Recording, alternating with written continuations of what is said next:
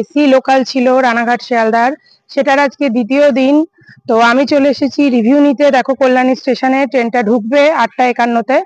আমি উঠবো, উঠে পাবলিকের একটু রিভিউ নেব, তাদের কেমন লাগছে ট্রেনটাতে উঠে, সেই রিভিউটা আমি তোমাদের সাথে শেয়ার করব। একটু আমার সাথে থাকো, অপেক্ষা করো।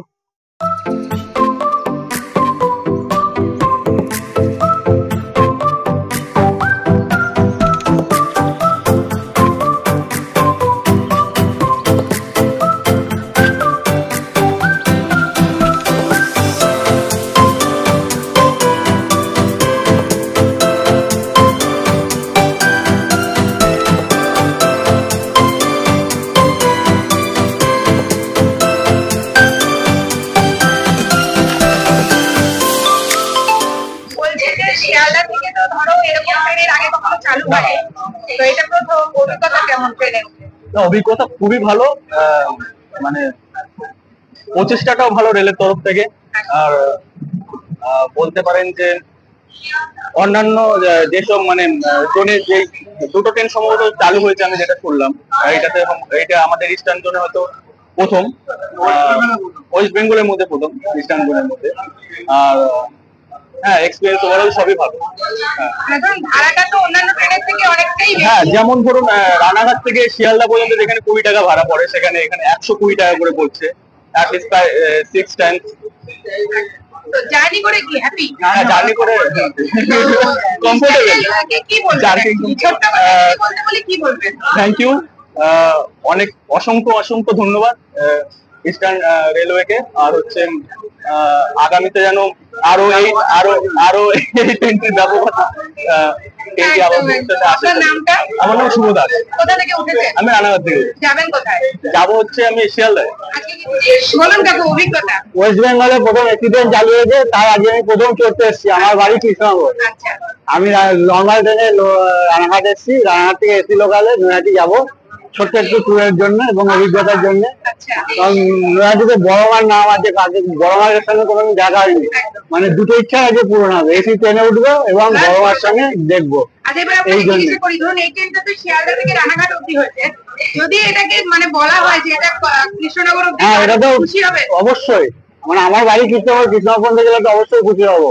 এবং প্রথম থেকে শুনেছিলাম কৃষ্ণনগর পর্যন্ত চালু হবে।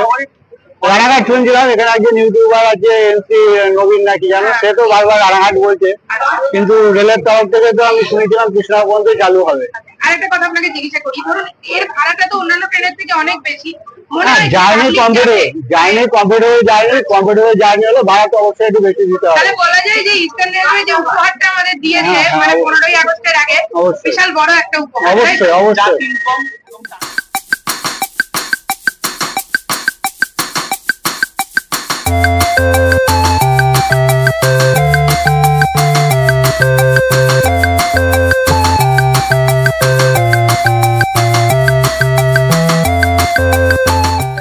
তোমাদেরকে বলেছিলাম আমি যে ট্রেনের রিভিউ শেয়ার করব, দেখো শেয়ার করলাম। পাবলিক প্রচন্ড খুশি।